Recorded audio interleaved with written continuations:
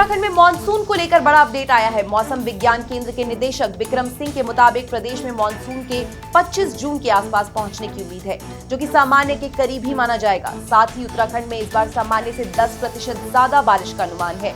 देश में मानसून केरल, तेलंगाना और आंध्र प्रदेश से आगे बढ़ रहा है और अगले कुछ दिनों में महाराष्ट्र में दस्तक देगा, फिर 25 जून के आसपास उत्तराखंड पहुंच जाएगा। आमतौर पर उत्तराखंड में मानसून 20 से 25 जून के बीच ही दस्तक देता है। उत्तराखंड में मानसून को लेकर सरकार ने अपनी तैयारियां शुरू कर दी है। सरकार की कोशिश है कि इस बार मानसून में जान माल का कम से कम नुकसान हो।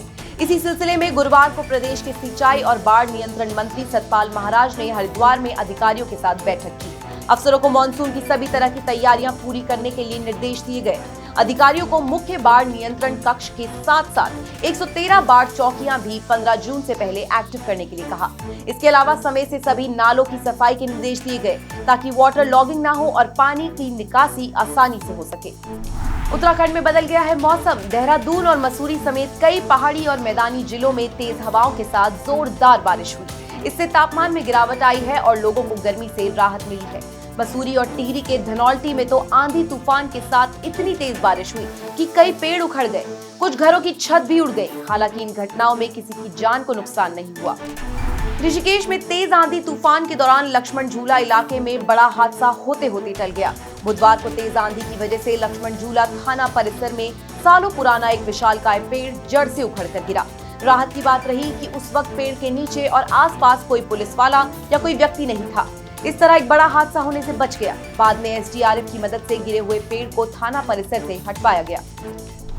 इस बार कांवड़ यात्रा 22 जुलाई से शुरू होकर 2 अगस्त तक चलेगी। उत्तर प्रदेश, दिल्ली, पंजाब, हरियाणा, राजस्थान समेत कई राज्यों से करोड़ों शिव भक्त गंगाजल भरने के लिए पहुंचेंगे। चारधाम यात्रा के बीच अब करीब 1.5 महीने बाद शुरू होने जा रही कांवड़ यात्रा को लेकर पुलिस प्रशासन ने तैयारियां भी शुरू कर दी है। उत्तराखंड के लोकसभा चुनाव में इस बार 44 प्रत्याशी अपनी जमानत नहीं बचा पाए, जबकि 5 लोकसभा सीटों पर कुल 55 प्रत्याशी मैदान में थे। बीजेपी और कांग्रेस के प्रत्याशियों को छोड़ दें तो अकेले निर्दलीय बॉबी पवार ऐसे प्रत्याशी हैं जो जमानत बचाने में कामयाब रहे, जिन्हें कुल 1,68,000 वोट मिले हैं। इनके अलावा बीएसपी, यूकेडी और निर्दलीय समेत अन्य पार्टियों से चुनाव लड़ रहे 44 प्रत्याशियों की जमानत जब्त हो गई है। देहरादून के बिल्डर बाबा साहनी आत्महत्या मामले में गुप्ता ब्रदर्स यानी कि अजय गुप्ता और अनिल गुप्ता के खिलाफ पुलिस को लगातार अहम सबूत मिल रहे हैं। पुलिस सूत्रों का दावा है कि अब अजय गुप्ता के मोबाइल फोन से एक ऑडियो मिला है जो साहनी को धमकाने से जुड़ा है। सूत्रों के मुताबिक इसी धमकी के बाद ही बाबा साहनी ने पुलिस से शिकायत की थी। पुलिस इस रिकॉर्डिंग को जांच के लिए फोरेंसिक लैब भेज रही है। बिल्डर बाबा साहनी आत्महत्या मामले की जांच उत्तराखंड पुलिस की स्पेशल इन्वेस्टिगेशन स्क्वाड कर रही है। हल्द्वानी में एक मैक्स गाड़ी के खाई में गिरने से ड्राइवर समेत 6 लोगों की मौत हो गई। गाड़ी में कुल 10 लोग सवार थे। मरने वालों में एक मां, बेटी और पिता शामिल है। वहीं 4 लोग इस हादसे में घायल हुए हैं। हादसा भीमताल विधानसभा क्षेत्र के ओखलकांडा ब्लॉक के अनरबन के पास हुआ। सूचना मिलने पर पुलिस मौके पर पहुंची और सभी शवों को खाई से बाहर निकाला। मैक्स गाड़ी की तेज स्पीड को हादसे की वजह बताया जा रहा है। पहाड़ों की रानी मसूरी को हमेशा साफ रखने के लिए खास योजना तैयार की गई है। स्वच्छता व्यवस्था बनाए रखने के लिए मसूरी नगर पालिका परिषद ने सूखे और गीले कचरे को अलग अलग उठाव कराने का फैसला लिया है। बड़े कूड़ा उत्पादकों के स्तर पर इस नियम का सख्ती से पालन कराने की योजना बनाई गई है।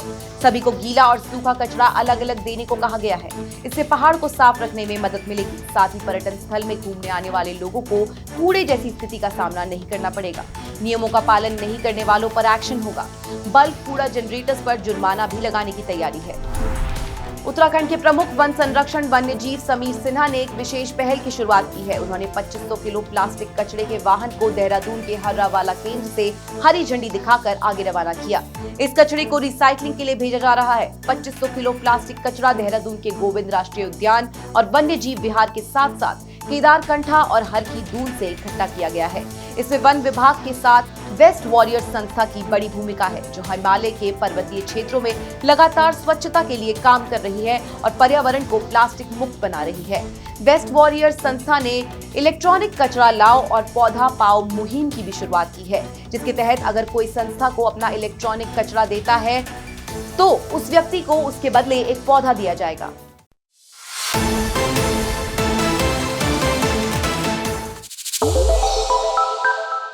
श्रेष्ठ उत्तराखंड पर खबरों से जुड़े रहने के लिए चैनल को सब्सक्राइब और लाइक करें, बेल आइकन दबाएं और देखते रहें श्रेष्ठ उत्तराखंड।